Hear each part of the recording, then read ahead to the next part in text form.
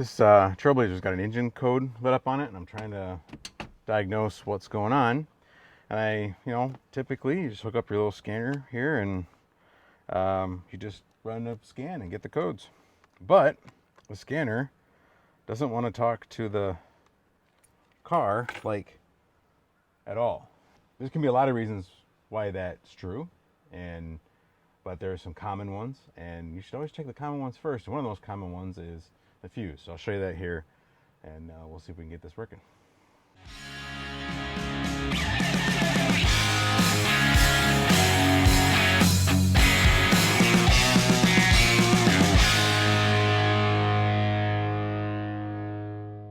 So the first thing we'll do is turn the key on, run a scan. So we'll hit auto scan, and we wait. I have a Bluetooth one too, and I tried that one first because I'm just doing a quick code check. I don't need this fancy tool for that. And that one wouldn't even power on. And that was my first clue that there was something power related. I plugged this one in thinking maybe it just had a low power issue or something like that, or maybe there was something wrong with the sensor. And this one doesn't do it either. So you can put this in manually, and I can go through all this stuff, and then I have it run a check, and it fails again. So first thing I want to do is go check the fuse. Okay, so fuses. This is a little bit of fuse 101. If you know how fuses work, you can just sort of skip past this part, but all a fuse really is like a breaker in your house. It's just a fail-safe that if the voltage gets too high or there's a short circuit, it'll blow the fuse so it doesn't melt something or start something on fire or whatever. In your house, you'll notice sometimes when you overload a circuit breaker trips and you gotta kind of turn it off and back on. Well, that's kind of how these are, except you just swap them out. There's a couple different ways you can tell if a fuse is blown. Most of the time, the easiest is just a visual inspection. So you can see in this one, see it's got that loop in the middle of it right there? That's that circuit, and usually you'll just see it broken, or it'll be all black in there and you can't see anything. Sometimes though, these older, especially older ones, if they've been in there a while, they can be, the plastic itself can get a little cloudy. It's not quite as see-through as you'd like it to be, and it's hard to see. So the other way you can test is you can just pull it out. You have yourself a regular multimeter, put it on continuity, check your instructions, see what continuity you use, but it usually has this little ohm symbol, and this is your continuity symbol here. And if it has a beep, you want it on beep because that's the easiest, and it just will beep for you. So you just put one contact on one side and one contact on the other and see if you have continuity. If you do, the fuse is good. There. See? Now the other way you can do it, when they're still in, is on top of them, we have these little posts right here and right here. And that's just a continuation of the post that goes down in. It goes all the way up through and is exposed at the top. Probe on one post, one probe on the other, and you get a beep, and that tells you it's good.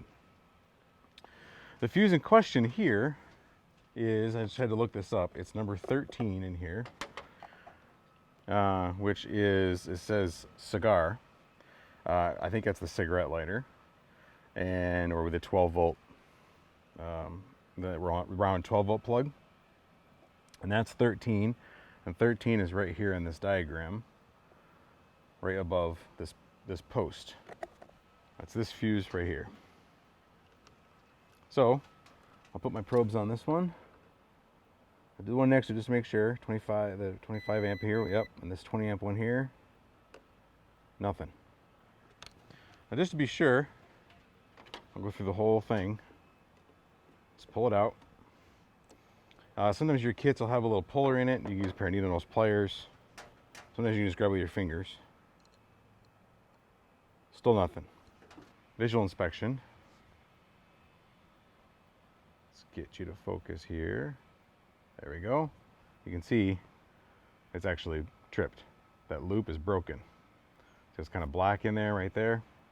So this fuse is bad. So, got our new fuse.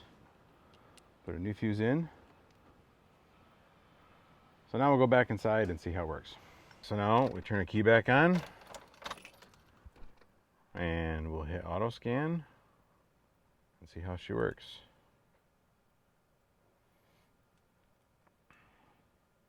There we go. Now it's connecting. Just a fuse can cause some weird behavior. Let's go automatic. Let's go Trailblazer. Let's go Up level radio, dual zone, without traction control. Yep. Okay. And we'll do an automatic scan. Ooh. Well, that's a lot. So I guess we got some work to do. But for now, that's all. That's if your scanning tool doesn't work and doesn't connect at all. First thing to check is check that fuse.